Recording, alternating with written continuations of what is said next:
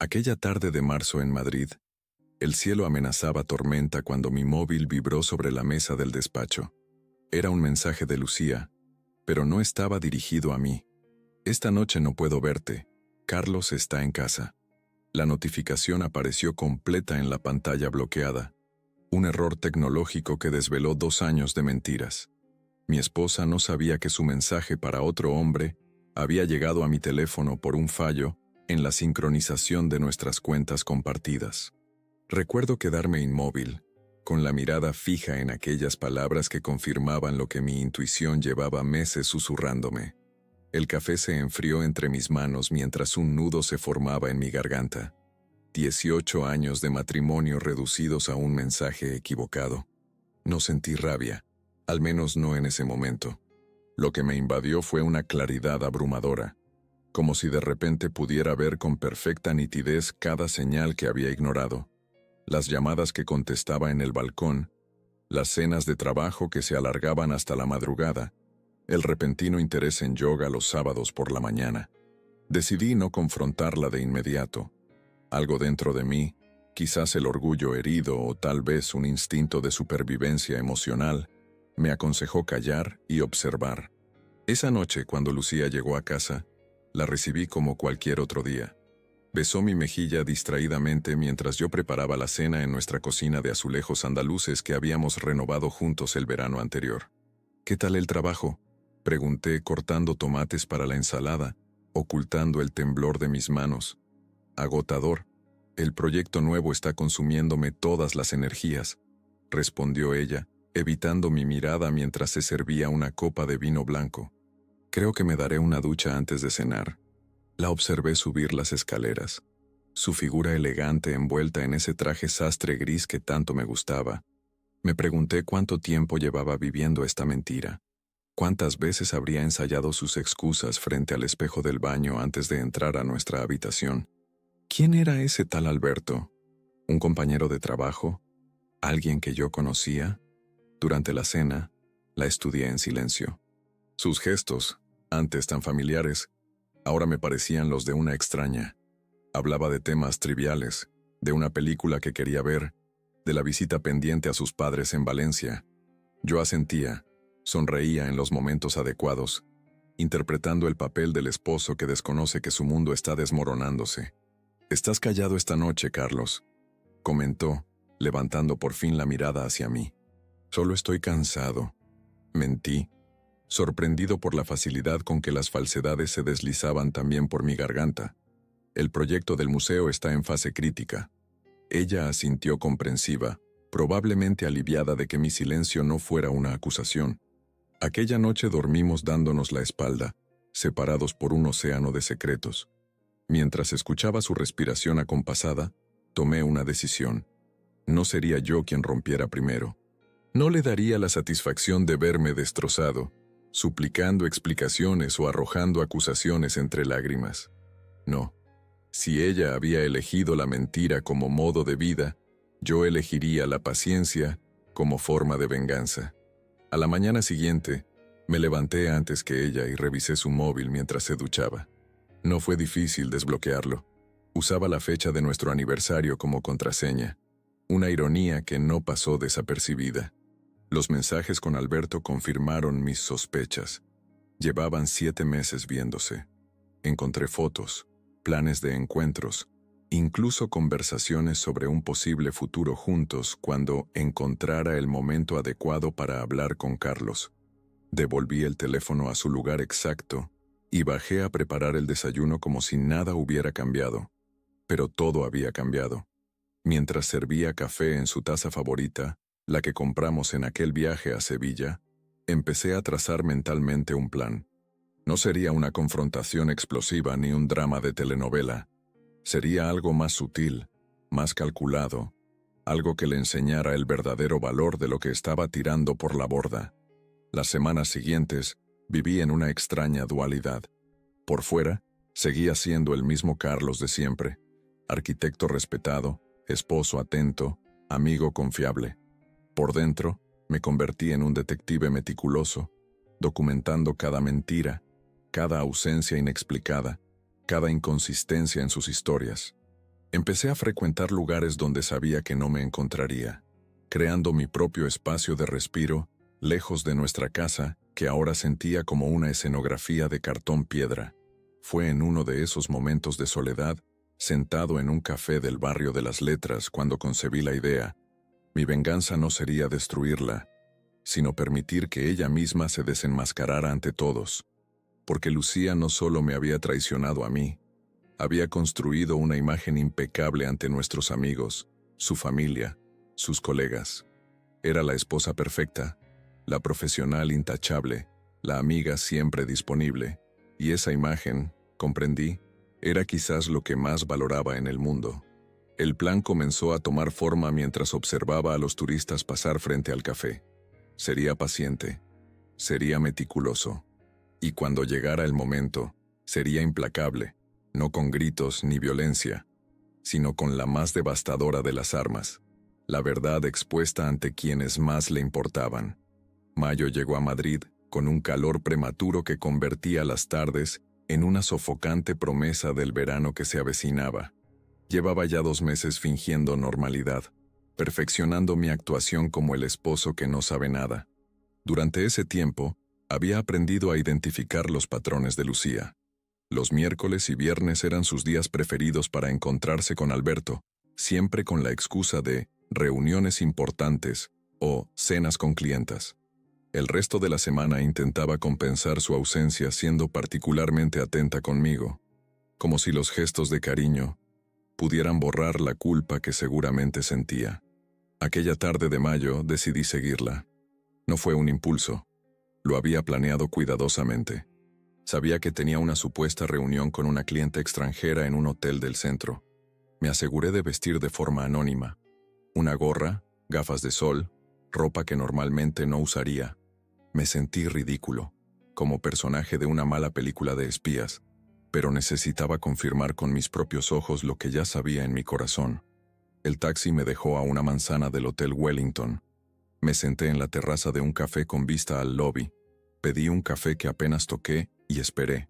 A las 6 en punto, Lucía atravesó las puertas giratorias. Estaba hermosa, con un vestido azul que le había regalado en su cumpleaños y el cabello suelto, tal como a mí me gustaba verlo. Ese detalle me dolió más que cualquier confirmación de infidelidad. Se arreglaba para él con los regalos que yo le había hecho. No tuve que esperar mucho. 15 minutos después, un hombre de unos 40 años, alto, con ese tipo de atractivo convencional que ves en los anuncios de relojes caros, entró en el hotel. No necesité ninguna presentación para saber que era Alberto. Se dirigió directamente hacia el ascensor donde Lucía lo esperaba. Vi cómo se besaban brevemente antes de que las puertas se cerraran. Un beso cómplice, de esos que nosotros solíamos compartir en nuestros primeros años juntos. Permanecí inmóvil en mi silla, con una extraña sensación de entumecimiento. A pesar de saberlo, verlo con mis propios ojos fue como recibir un puñetazo en el estómago. El camarero se acercó a preguntarme si deseaba algo más, y su voz me devolvió a la realidad. Pagué la cuenta y caminé sin rumbo por las calles de Madrid, intentando procesar lo que acababa de presenciar. Durante ese paseo entre el bullicio de Gran Vía y la soledad que sentía a pesar de estar rodeado de gente, decidí profundizar mi investigación. Ya no era solo por venganza, era por necesidad de entender la magnitud de la mentira en la que vivía. Quería saber quién era realmente la mujer con la que había compartido casi 2 décadas de mi vida. Al día siguiente, mientras Lucía estaba en su oficina real, porque sí, también trabajaba, su carrera no era una invención, utilicé sus contraseñas para acceder a su correo electrónico. Lo que encontré fue aún más doloroso que verla besarse con otro hombre. Habían planeado un viaje a Ibiza para julio, justo cuando se suponía que nosotros celebraríamos nuestro aniversario en Asturias, un viaje que yo llevaba meses organizando como sorpresa. En otro correo, Alberto le aseguraba que pronto dejaría a su esposa, porque claro, él también estaba casado. 2 semanas más y seré libre para ti, le prometía. Lucía respondía con entusiasmo, diciendo que ella también estaba reuniendo valor para hablar conmigo. Aparentemente yo era el único obstáculo en su camino hacia la felicidad. Lo más sorprendente fue descubrir que algunas de nuestras amistades más cercanas estaban al tanto de su aventura. En varios mensajes, Lucía compartía con su amiga Marta detalles de sus encuentros, y ésta no solo la animaba, sino que la ayudaba a crear coartadas. Carlos es tan predecible, nunca sospechará. Leí en uno de esos intercambios. Te mereces ser feliz, respondía Marta como si mi esposa fuera una víctima y no la arquitecta de esta traición. Sentado frente al ordenador en nuestro estudio, rodeado de fotos de viajes y momentos felices que ahora parecían pertenecer a otra vida, sentí una profunda tristeza que pronto dio paso a una determinación fría. No solo Lucía me había traicionado, había tejido una red de engaños que involucraba a personas que yo consideraba amigos. Había convertido nuestro matrimonio en una farsa pública, donde yo era el único que desconocía el guión. Esa noche, cuando Lucía regresó tarde, otra reunión inventada, cenamos juntos como si nada ocurriera. Ella me contó sobre su día, inventando reuniones y conversaciones que nunca tuvieron lugar. Yo asentía, hacía preguntas, interpretaba mi papel a la perfección. Incluso le mencioné casualmente lo mucho que estaba deseando nuestro viaje a Asturias. Será especial, dije, observando cómo su rostro mantenía la sonrisa mientras sus ojos revelaban incomodidad. 18 años merecen una celebración inolvidable. Claro que sí, respondió bebiendo un largo trago de vino. Aunque sabes que julio es un mes complicado en la oficina, espero que podamos ajustar las fechas. Ya he reservado todo, insistí, disfrutando secretamente de su dilema. Es imposible cambiar ahora. La vi calcular, buscar una salida. Finalmente, asintió con una sonrisa tensa. Supe que en ese momento estaba pensando en cómo cancelar su escapada romántica a Ibiza. En los días siguientes, intensifiqué mi investigación. Descubrí que Alberto era socio de un bufete de abogados especializado en divorcios. Otra ironía más. Que tenía 2 hijos pequeños y una esposa que, a juzgar por sus redes sociales, no parecía sospechar nada. También averigüé que su relación con Lucía había comenzado en un congreso en Barcelona, donde ambos habían coincidido como ponentes. Mientras acumulaba información, iba refinando mi plan. No quería simplemente confrontarla o exponerla. Quería crear un escenario donde ella misma tuviera que enfrentar las consecuencias de sus decisiones. Un escenario donde no hubiera gritos ni acusaciones, sino una revelación tan inevitable como el amanecer. Para ello, necesitaba aliados, no amigos comunes, que ya habían demostrado su lealtad hacia ella, sino personas cuya opinión Lucía valorara por encima de todo. Personas ante las que jamás quisiera quedar en evidencia. Y sabía exactamente quiénes serían: sus padres, su hermano mayor a quien idolatraba, y su jefa, una mujer conservadora que presumía de dirigir una empresa con valores familiares. Una tarde, mientras revisaba viejos álbumes de fotos buscando algo que pudiera usar en mi plan, encontré una imagen que captó mi atención. Lucía y yo en nuestra boda, mirándonos con un amor que parecía indestructible.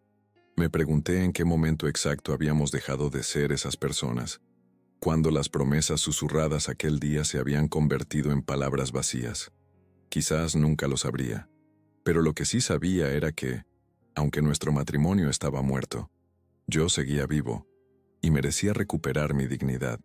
A mediados de junio, cuando el calor madrileño se volvía insoportable al mediodía, mi plan comenzó a tomar forma concreta.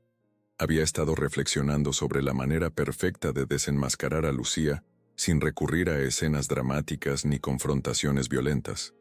Quería algo elegante, implacable y, sobre todo, irrefutable. Todo comenzó con una idea que surgió mientras observaba a Lucía organizar una cena para sus compañeros de trabajo en nuestra casa. La vi moverse por la cocina con esa eficiencia suya, preparando cada detalle, controlando cada aspecto de la velada para proyectar la imagen perfecta de anfitriona. Fue entonces cuando comprendí su punto débil: la imagen pública. Para Lucía, las apariencias no eran solo importantes, eran esenciales. Su reputación, tanto profesional como personal, era el pilar sobre el que había construido su identidad. ¿Te importa si invito a mis padres para el fin de semana antes de nuestro aniversario? Le pregunté casualmente mientras la ayudaba a preparar una bandeja de canapés. Hace tiempo que no los vemos y mi madre está especialmente ilusionada por darnos su regalo anticipado. Lucía vaciló apenas un segundo antes de sonreír. Por supuesto, será encantador tenerlos aquí, respondió con esa voz que reservaba para sus clientes más importantes. Podríamos organizar una cena especial, quizás invitar también a mis padres. Excelente idea, aprobé. De hecho, ¿por qué no hacemos algo más grande? Podríamos celebrar nuestro aniversario por adelantado, con familia y amigos cercanos. Sus ojos mostraron un destello de alarma, rápidamente disimulado. ¿No crees que sería mejor algo íntimo? Solo nosotros y los padres. Insisto, dije con una sonrisa que no llegaba a mis ojos. 18 años merecen una celebración apropiada. Invitaremos a Antonio y Elena, a tu hermano Javier y a Rosa, por supuesto. También podríamos incluir a Marta y Pablo. Mencioné deliberadamente a Marta, su cómplice. Vi cómo Lucía apretaba ligeramente los labios, calculando riesgos. Como quieras, cedió finalmente. Pero déjame organizarlo todo, sabes que se me da mejor. No te preocupes, respondí. Quiero sorprenderte esta vez. Tú solo preocúpate de estar radiante ese día. Durante las siguientes 2 semanas avancé meticulosamente con los preparativos. Reservé el salón privado de la Casa del Duque, uno de los restaurantes más prestigiosos de Madrid, para el sábado 27 de junio. Envié invitaciones elegantes a todos, nuestros padres, su hermano Javier y su esposa, su jefa Carmela y su marido, y 5 parejas más de amigos cercanos, incluyendo a Marta y Pablo. También invité a 2 personas que Lucía no esperaría: Claudia, la esposa de Alberto, y Roberto, un antiguo socio de mi despacho de arquitectura que ahora trabajaba como técnico informático forense. Paralelamente, con la ayuda de Roberto, preparé una presentación audiovisual supuestamente dedicada a nuestros 18 años juntos. Le pedí que incluyera la capacidad de proyectar capturas de pantalla y grabaciones directamente desde mi teléfono.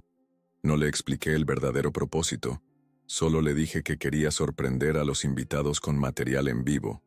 A medida que se acercaba la fecha, Lucía se mostraba cada vez más nerviosa. La sorprendí varias veces hablando en susurros por teléfono, seguramente coordinando con Alberto cómo manejar la situación. Una noche, mientras fingía dormir, la escuché en el balcón. Tendremos que posponerlo. No puedo cancelar esta cena. Carlos ha involucrado a demasiada gente. Sí, incluyendo a mi jefa. Te llamaré cuando pueda. Cada día que pasaba, cada nueva mentira que salía de sus labios, reforzaba mi determinación. No sentía el fuego de la ira, sino la frialdad del propósito. No quería herirla por despecho. Quería liberarme de la farsa y al mismo tiempo asegurarme de que enfrentara las consecuencias de sus acciones. 3 días antes de la cena, ejecuté una parte crucial del plan. Contacté a Claudia, la esposa de Alberto, con el pretexto de consultar sus servicios como diseñadora de interiores para un proyecto. Nos reunimos en una cafetería discreta de Chamberí. Gracias por recibirme, le dije cuando se sentó frente a mí. Sé que tu agenda debe estar ocupada. Claudia, una mujer de unos 35 años, con una elegancia serena que contrastaba con el estilo más llamativo de Lucía, sonrió amablemente. Los amigos de Alberto siempre tienen prioridad, respondió. Él menciona a menudo lo brillante que eres como arquitecto. Su comentario me confirmó que Alberto tampoco había sido sincero con ella. Me sentí momentáneamente culpable por lo que estaba a punto de hacer, pero recordé que ella también merecía conocer la verdad. En realidad, Claudia, no nos conocemos. Mi esposa y tu marido sí. Bastante bien, de hecho. Vi la confusión en su rostro, que rápidamente dio paso a una comprensión dolorosa. No necesité mostrarle pruebas. La certeza se instaló en sus ojos como si siempre hubiera estado allí, esperando ser reconocida. ¿Desde cuándo?, preguntó simplemente. 7 meses, según mis cálculos. Asintió lentamente, como procesando información que en el fondo ya conocía. ¿Por qué me lo cuentas ahora? Porque este sábado voy a exponer toda la verdad durante una cena con familiares y amigos. Quería que lo supieras antes y quería invitarte. Claudia me miró con una mezcla de incredulidad y admiración. ¿Vas a humillarla públicamente? Voy a presentar hechos. La humillación será consecuencia de sus propias acciones, no de las mías. Guardó silencio unos momentos, revolviendo su café sin probarlo. ¿Sabes? Hace 3 meses encontré un recibo de un hotel en Sudamericana. Me dijo que era de una comida con clientes. Le creí porque quería creerle. Sonrió amargamente. Tenemos 2 hijos pequeños. Lo sé, respondí. Y lo siento. Si prefieres no venir a la cena, lo entenderé. Al contrario, su voz adquirió una firmeza inesperada.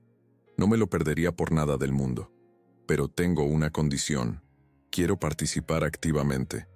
Así fue como Claudia se convirtió en mi aliada inesperada. Durante las siguientes 72 horas, refinamos juntos los detalles del plan.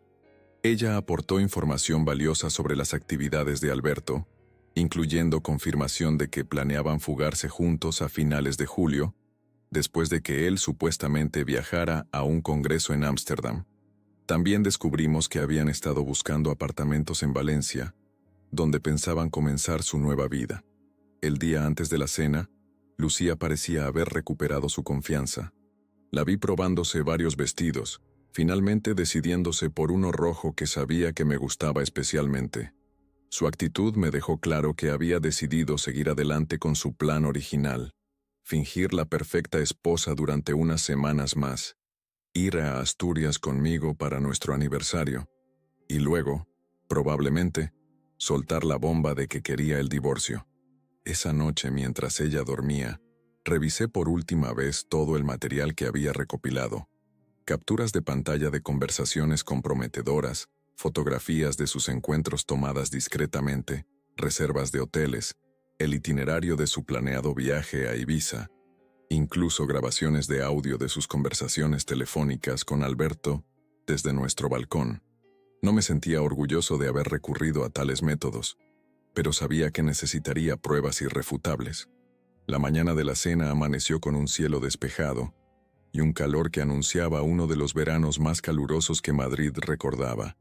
Mientras me afeitaba, observé mi reflejo en el espejo. Parecía más delgado, con nuevas canas en las sienes, pero mis ojos mostraban una determinación que no había visto en años. Esa noche no solo expondría la traición de Lucía, también me liberaría de ella. El salón privado de la casa del duque resplandecía aquella noche de junio. Candelabros de plata iluminaban la estancia con una luz cálida, que contrastaba con la frialdad que sentía en mi interior. Llegué 1 hora antes para supervisar los últimos detalles. La disposición de las mesas en forma de U, para que todos pudieran verse las caras, la pantalla de proyección estratégicamente colocada, el sistema de sonido verificado 2 veces por Roberto. «Todo listo, Carlos», me confirmó mientras ajustaba los últimos parámetros en su tablet. «Cuando pulses este botón en tu móvil comenzará la presentación. ¿Estás seguro de esto?» Asentí sin titubear. Mi determinación se había solidificado durante las últimas semanas hasta convertirse en algo tangible, casi palpable. «Completamente. Gracias por tu ayuda». Claudia llegó poco después, elegante en un vestido negro que acentuaba su belleza serena. La saludé con un beso en la mejilla y percibí su nerviosismo. «Podemos cancelarlo si lo deseas», le ofrecí, consciente de que para ella la situación era aún más complicada. Tenía hijos pequeños que proteger. «No», respondió con firmeza. «Necesito hacer esto. Por mí, por mis hijos, incluso por Alberto. Vivir en una mentira nos está destruyendo a todos». Los invitados comenzaron a llegar puntualmente a las 9. Primero mis padres, luego los de Lucía. Doña Pilar, mi suegra, me abrazó con especial afecto. «Qué detalle tan bonito, Carlos. Lucía nos ha contado que quería sorprenderla con esta cena. Es una noche para recordar», respondí, sintiendo un nudo en la garganta al pensar en la desilusión que pronto experimentarían. El hermano de Lucía, Javier, llegó con su esposa Rosa. Como cirujano prestigioso, Javier era el orgullo de la familia, y Lucía siempre había buscado su aprobación. Le seguían Carmela, la jefa de Lucía, una mujer de aspecto severo y valores tradicionales, acompañada por su marido, un juez de la audiencia provincial. Uno a uno fueron llegando los demás invitados. Marta, la cómplice de Lucía, entró con su marido Pablo, quien claramente desconocía el papel de su esposa en todo este engaño. Me saludó con la efusividad de siempre, sin sospechar que yo sabía perfectamente cómo había encubierto las infidelidades de mi esposa. A las 9:30, cuando todos estaban ya acomodados disfrutando de aperitivos y vino, Lucía hizo su entrada. Estaba deslumbrante con su vestido rojo, el cabello recogido en un elegante moño que dejaba al descubierto su cuello. Me acerqué a recibirla y la besé en la mejilla. «Estás preciosa», le dije sinceramente. Sus ojos recorrieron la sala, deteniéndose brevemente en Claudia, a quien no esperaba ver allí. Una sombra de confusión cruzó su rostro. «¿Quién es esa mujer?», murmuró mientras saludaba a los invitados con una sonrisa automática. «Una amiga. Te la presentaré más tarde». Durante la primera parte de la velada, todo transcurrió con aparente normalidad. Compartimos entrantes, conversaciones ligeras y recuerdos de momentos felices. Lucía parecía haber superado su nerviosismo inicial y dominaba la situación como la anfitriona perfecta que siempre había sido. Ocasionalmente nuestras miradas se cruzaban y yo le sonreía, dejándola creer que todo estaba bien, que esta era simplemente la celebración anticipada de nuestro aniversario. Tras el plato principal, un exquisito cordero asado con patatas confitadas, era el momento. Me levanté y golpeé suavemente mi copa con una cucharilla. El tintineo cristalino atrajo todas las miradas. «Queridos amigos y familia», comencé, «gracias por acompañarnos en esta noche tan especial. Como sabéis, dentro de unas semanas Lucía y yo celebraremos 18 años de matrimonio». Aplausos y sonrisas alrededor de la mesa. Vi a Lucía tensarse ligeramente, su sonrisa congelada mientras sus ojos me estudiaban con repentina cautela. 18 años dan para muchas historias, muchos recuerdos y muchas sorpresas. Continué, manteniendo un tono afable. He preparado una pequeña presentación que resume nuestro viaje juntos. Con un gesto, indiqué a Roberto que atenuara las luces. Pulsé el botón en mi móvil y la pantalla se iluminó mostrando nuestra foto de boda. Lucía visiblemente se relajó. Las primeras imágenes eran inocentes. Vacaciones en la Costa Brava, la reforma de nuestra casa, celebraciones familiares, comentarios nostálgicos y risas suaves acompañaban cada fotografía. Luego, sutilmente, la narrativa comenzó a cambiar. «Este último año ha sido revelador», dije mientras la pantalla mostraba ahora un calendario. Por ejemplo, el 15 de marzo, mientras yo creía que Lucía estaba en una cena de negocios. La pantalla mostró la foto que había tomado de ellos entrando juntos al Hotel Wellington. No era explícita, pero era inconfundible. Un silencio sepulcral cayó sobre la sala. «O estos mensajes del 22 de abril». Continué implacable mientras aparecían capturas de pantalla de sus conversaciones con Alberto, cuidadosamente editadas para proteger la privacidad de Claudia y sus hijos, pero dejando claramente visible la naturaleza de su relación. Escuché un jadeo ahogado. No supe si provino de Lucía o de alguno de nuestros invitados. No me detuve a averiguarlo. «Quizás lo más interesante sean los planes para julio», seguí, mostrando ahora las reservas de vuelos a Ibiza y el intercambio de correos donde planeaban su futuro juntos. Fue entonces cuando Claudia se levantó, con una dignidad que me conmovió profundamente. «Permíteme añadir algo, Carlos», dijo con voz clara. «Me presento. Soy Claudia Mendoza, la esposa de Alberto Sáenz, el hombre que aparece en esas fotos con tu esposa». Vi cómo el rostro de Lucía perdía todo su color. Sus manos temblaban visiblemente mientras intentaba alcanzar su copa de agua. «Tengo entendido que mi marido y tu esposa no solo mantienen una relación desde hace meses, sino que planeaban abandonarnos después de un supuesto congreso en Ámsterdam». Claudia sacó su propio teléfono y proyectó nuevas evidencias. Reservas de apartamentos en Valencia, consultas a colegios para los hijos de Alberto. Mientras tanto, yo cuidaba de nuestros hijos creyendo que tenía un matrimonio sólido. La jefa de Lucía, Carmela, Se había cubierto la boca con la mano. El hermano de Lucía miraba fijamente su plato, incapaz de enfrentar la escena. Mis suegros se habían tomado de la mano, como buscando sostenerse mutuamente. «No hago esto por venganza», aclaró Claudia. «Lo hago por la verdad. Todos merecemos vivir en la verdad, por dolorosa que sea». El silencio que siguió fue denso, casi tangible. Lucía finalmente encontró su voz, quebrada y apenas audible. «Carlos, ¿podemos hablar en privado, por favor?» «No hay nada que debamos hablar en privado que no puedas decir aquí», respondí con calma. «Esta reunión no es para humillarte, Lucía. Es para que todos, incluido yo mismo, dejemos de vivir en una mentira». «Yo no sabía nada de esto», intervino Pablo, el marido de Marta, mirando a su esposa con incredulidad. «¿Tú lo sabías?» Marta bajó la mirada, confirmando sin palabras su complicidad. La cena había derivado en el escenario que había imaginado, pero sin gritos ni acusaciones descontroladas. Solo la verdad, cruda y dolorosa, expuesta ante quienes más importaban. Vi lágrimas en los ojos de mi suegra, decepción en los de Javier, shock en los de Carmela. Lucía se levantó tambaleante. Esto es cruel», logró articular. «No tenías derecho a exponer así mi vida privada». «¿Privada?», repliqué con suavidad. «Involucrabas a nuestros amigos en tus mentiras. Planeabas destruir nuestro matrimonio mientras fingías preparar nuestro aniversario. Utilizabas mi confianza como escudo para tu engaño. Nada de eso es privado, Lucía. Es mi vida también». Ella buscó apoyo en las caras conocidas alrededor de la mesa, pero solo encontró miradas bajas o expresiones de desaprobación.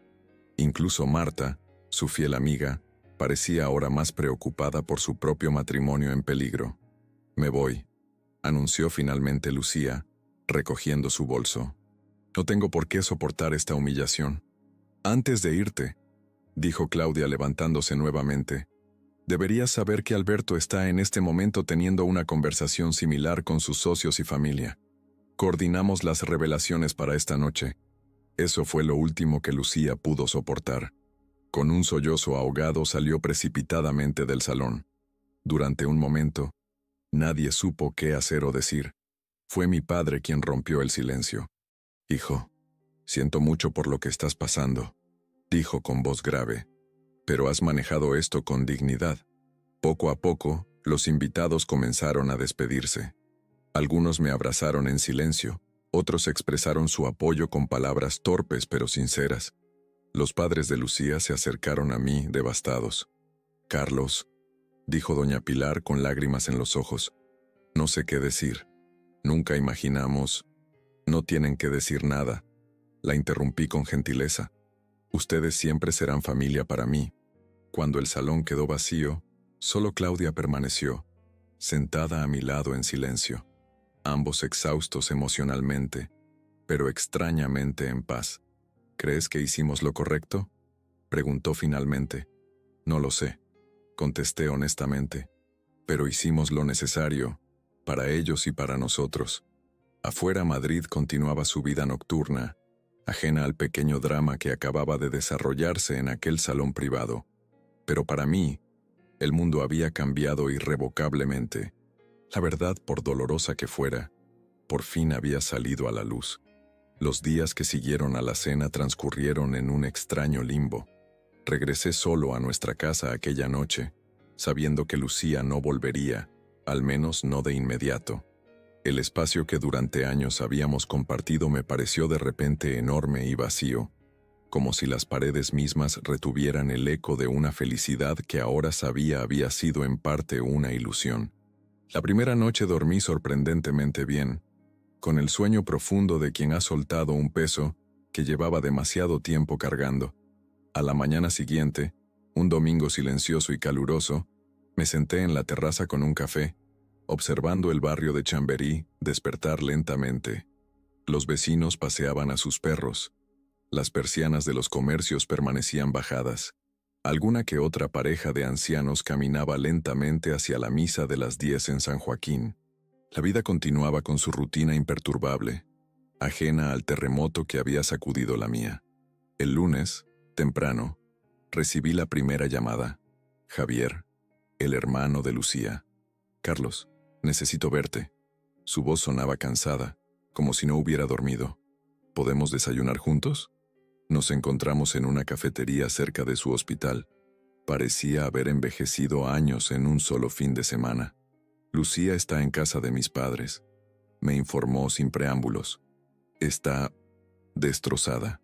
Asentí sin comentar nada. No sentía satisfacción por su dolor, pero tampoco culpa. ¿Sabías que intentó contactar con Alberto después de la cena?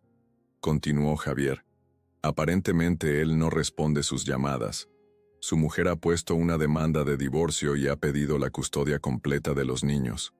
Era de esperar, respondí, revolviendo mi café. Claudia es una mujer inteligente y decidida. Javier me estudió con una mezcla de respeto y desconcierto. ¿Cómo lo haces?, preguntó finalmente. ¿Cómo puedes estar tan tranquilo? Si yo descubriera que Rosa...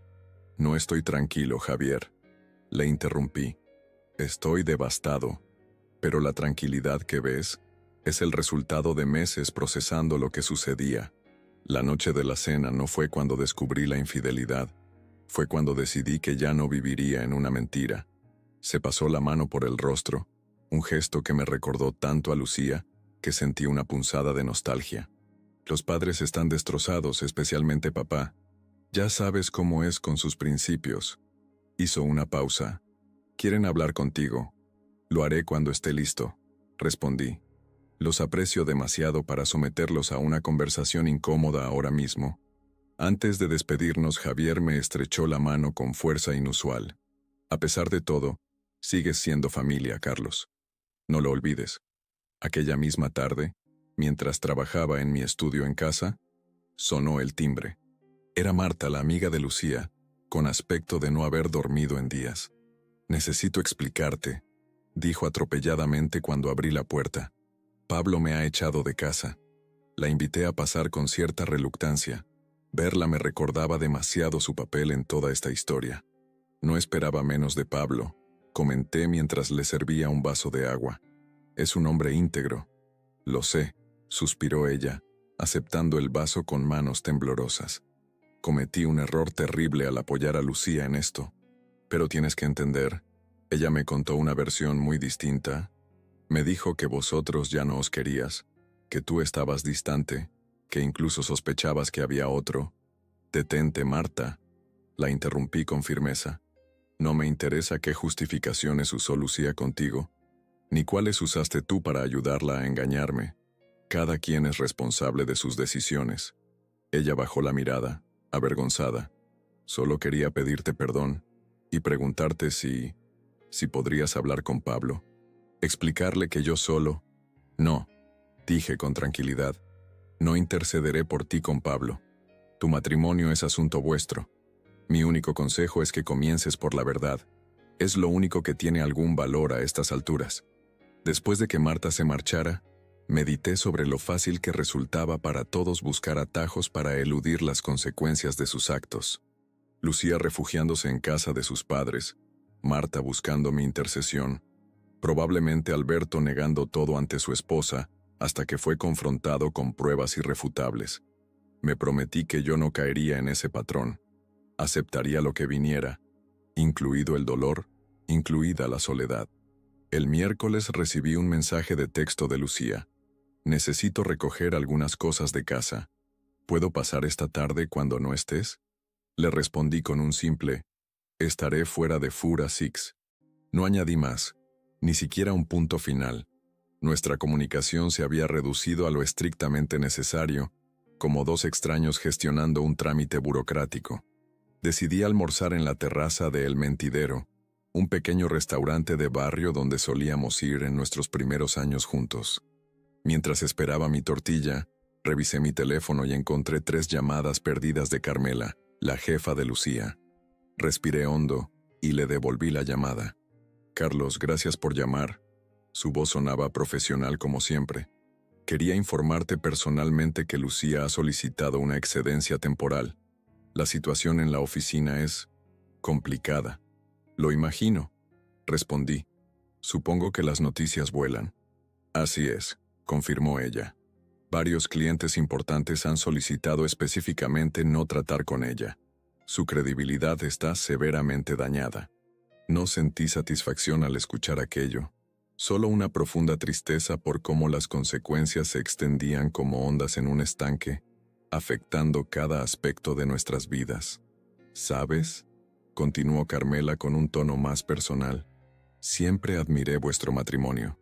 Parecíais tan sólidos, tan complementarios. Fue un shock descubrir. Para mí también lo fue. La interrumpí suavemente. Pero hemos de aceptar que a veces las personas que creemos conocer mejor son precisamente las que más nos pueden sorprender.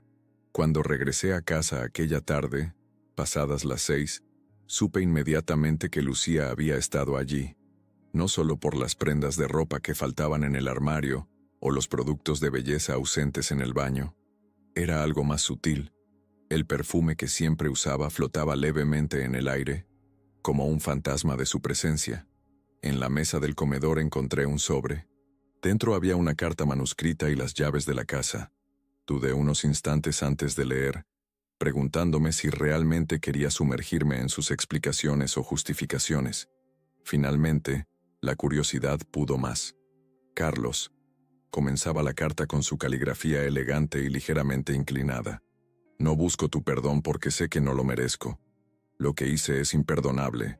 Solo quiero que sepas que nada de esto fue por falta de amor hacia ti. Suena contradictorio, lo sé. ¿Cómo podía amarte y traicionarte así?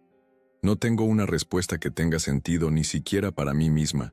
Quizás fue debilidad, quizás egoísmo, quizás miedo a envejecer. No importa ya. He perdido todo lo que realmente valoraba: tu respeto, la confianza de mi familia, mi reputación profesional. Y lo peor es saber que es enteramente culpa mía. No te pido nada. Solo quería decirte que, a pesar de todo, los años contigo fueron los mejores de mi vida. Y esa es la verdad más grande que puedo ofrecerte ahora. Lucía. Doblé la carta y la devolví al sobre. No sentí la conmoción que quizás ella esperaba provocar. Sus palabras llegaban demasiado tarde, cuando el daño ya estaba hecho, cuando ya había visto la verdadera naturaleza de nuestra relación expuesta bajo la luz más cruda. Aquella noche llamé a Claudia. Habíamos mantenido contacto desde la cena, un vínculo extraño forjado en el dolor compartido. ¿Cómo estás llevando todo?, le pregunté después de los saludos iniciales. Un día a la vez, respondió ella. Los niños preguntan constantemente por su padre. Es lo más difícil. ¿Ha intentado verlos? Sí, pero por ahora solo permito visitas supervisadas. Mi abogado dice que es lo mejor hasta que se resuelva lo de la custodia. Hizo una pausa. Alberto finalmente lo ha confesado todo. Dice que fue un error, que quiere recuperar a su familia. ¿Y tú qué piensas? Pienso que hay errores que definen quién eres realmente. Su voz sonaba firme, decidida. No puedo volver a confiar en él. No quiero enseñarles a mis hijos que traicionar a quien te ama no tiene consecuencias. Hablamos durante casi una hora. Me contó que había vuelto a trabajar como diseñadora de interiores, algo que había abandonado al casarse con Alberto. También que estaba considerando mudarse a Barcelona, donde vivía su hermana, para comenzar de nuevo. ¿Y tú, Carlos? ¿Qué harás ahora? La pregunta me tomó por sorpresa. Había estado tan concentrado en exponer la verdad, en sobrevivir al tsunami emocional que siguió, que apenas había pensado en el después. No lo sé, admití. Supongo que también comenzar de nuevo, de alguna manera. Después de colgar, salí al balcón con una copa de vino. Madrid se extendía ante mí, un mar de luces bajo un cielo aterciopelado. Pensé en cómo, a pesar del dolor, había algo liberador en todo este proceso. La verdad, por dura que fuera, tenía el extraño efecto de clarificar lo que realmente importaba. Y por primera vez en muchos meses me permití considerar un futuro donde la traición de Lucía no definiera cada aspecto de mi existencia. Un futuro donde yo, Carlos Montero, arquitecto, hijo, amigo, pudiera reconstruir mi vida sobre cimientos más sólidos que los de un matrimonio basado en apariencias y medias verdades. El silencio de nuestro apartamento me recibió como un viejo amigo cuando regresé aquella noche. Entré despacio, encendiendo las luces una a una, redescubriendo espacios que durante años habían sido compartidos y que ahora me pertenecían exclusivamente. Me serví un whisky que apenas probé y me senté en el sillón del salón, contemplando las fotografías que aún adornaban las paredes, testigos mudos de una felicidad que quizás nunca fue tan real como yo creía. Pasé la noche en vela, no por arrepentimiento ni por dolor, sino procesando la magnitud de lo ocurrido. Al amanecer, cuando los primeros rayos de sol se colaron por las persianas, tomé una decisión. No permitiría que esta traición definiera el resto de mi vida. Los días siguientes fueron un extraño limbo entre el final de algo y el comienzo de otra cosa que aún no tenía forma.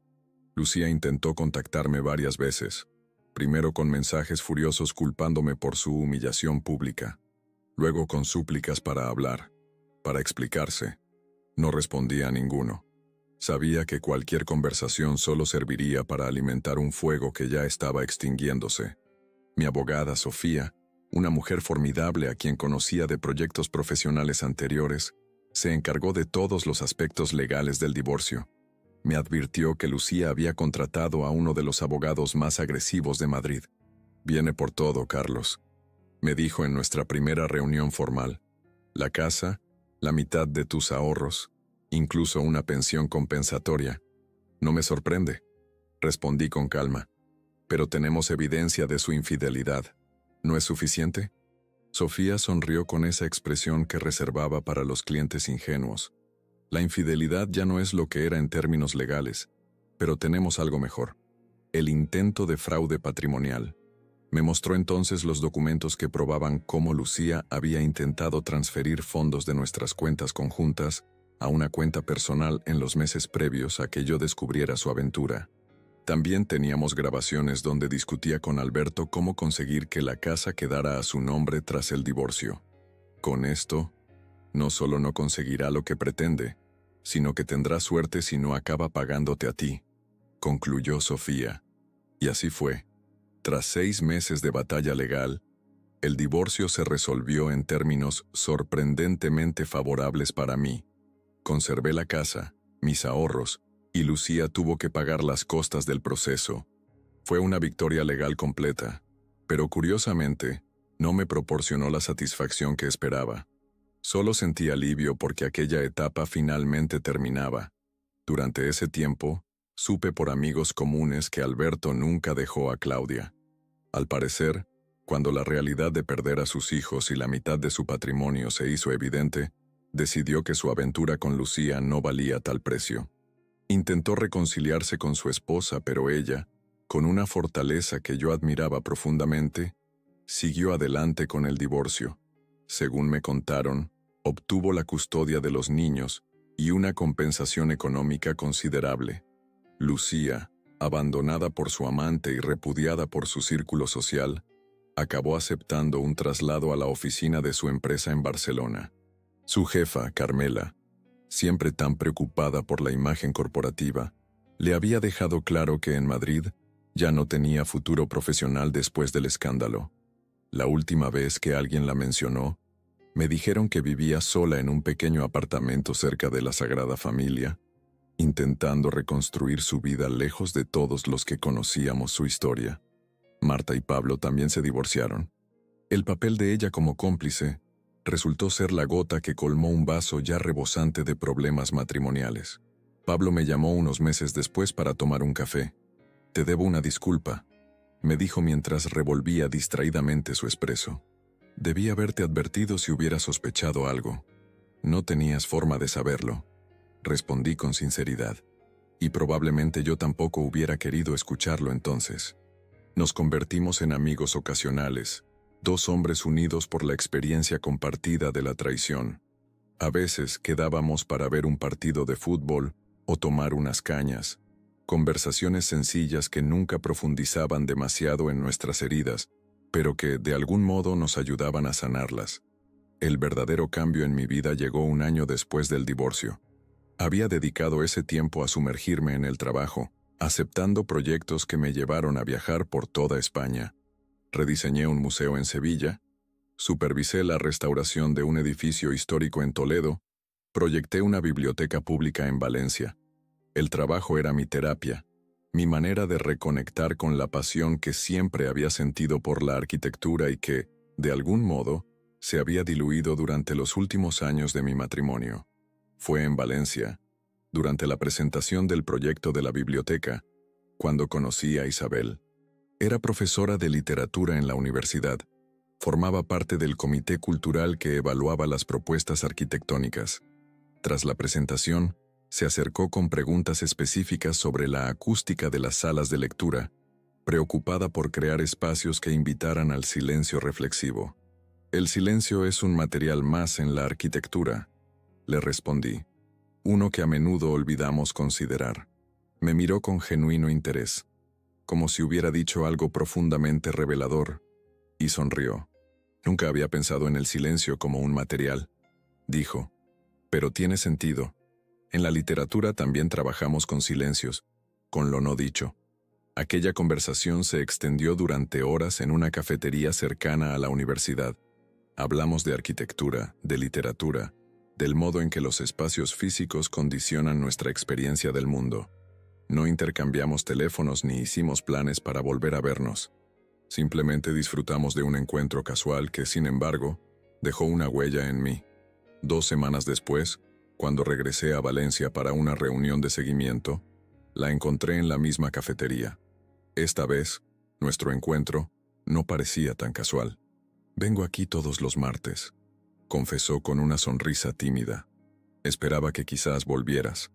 A partir de ahí, nuestra relación se desarrolló con una naturalidad que contrastaba radicalmente con la tensión de mis últimos años con Lucía. Isabel era directa, honesta, inteligente. No jugaba a los acertijos emocionales ni esperaba que yo adivinara sus pensamientos. Si algo le molestaba, lo decía.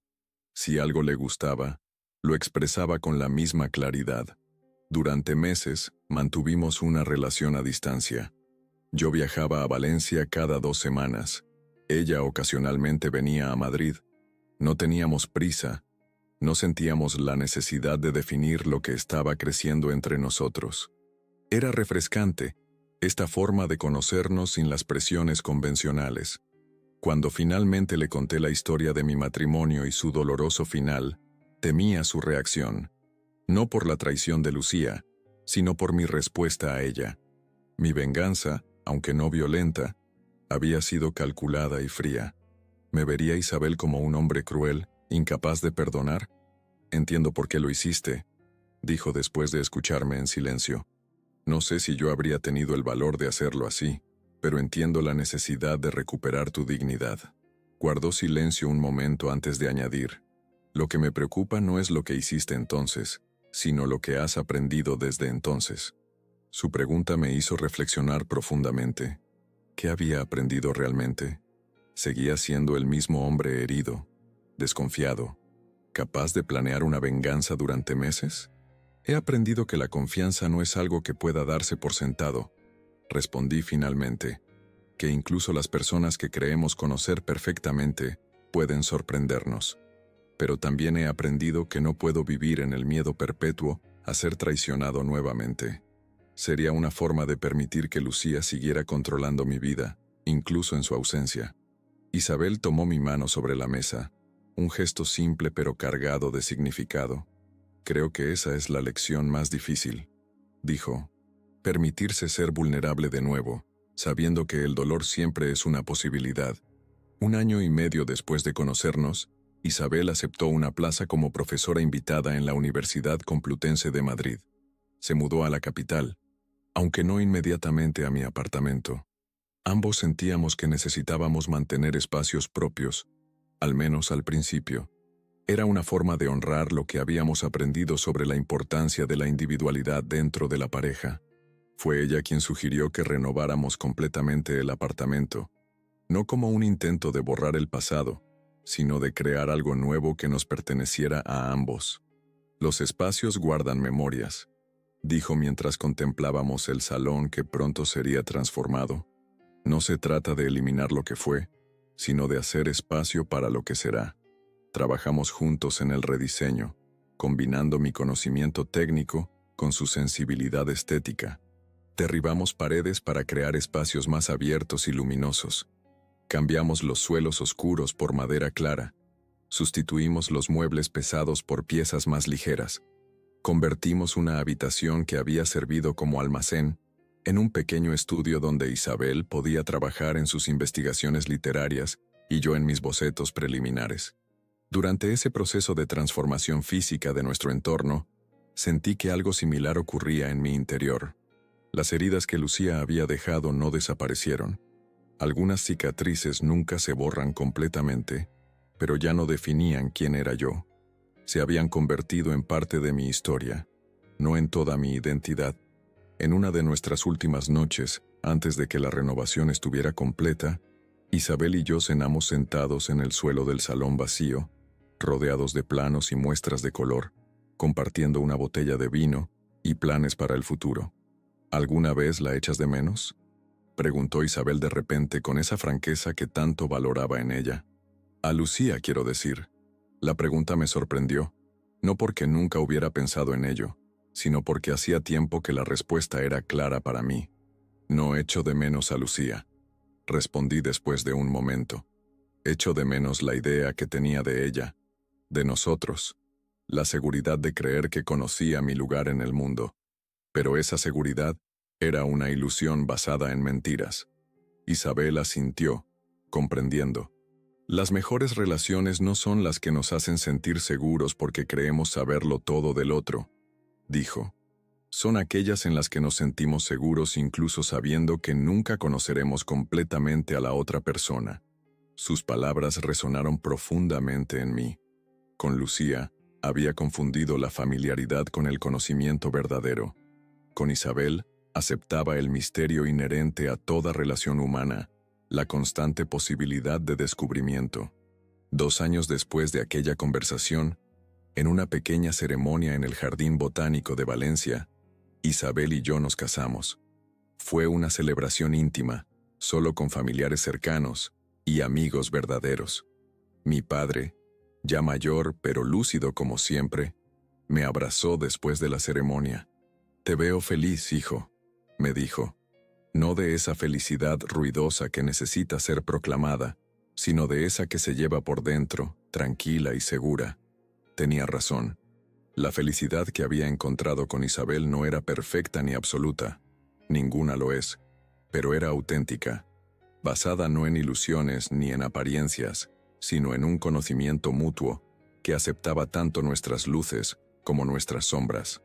A veces, en raras ocasiones, me pregunto qué será de Lucía, no por nostalgia ni por rencor, sino por simple curiosidad humana.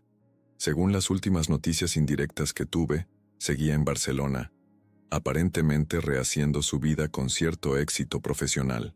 Espero sinceramente que haya encontrado su propio camino hacia la paz, que haya aprendido de sus errores como yo intenté aprender de los míos, porque al final, esa fue la verdadera venganza, no la exposición pública de su traición, sino mi capacidad para reconstruir una vida más auténtica y plena a partir de las ruinas que dejó.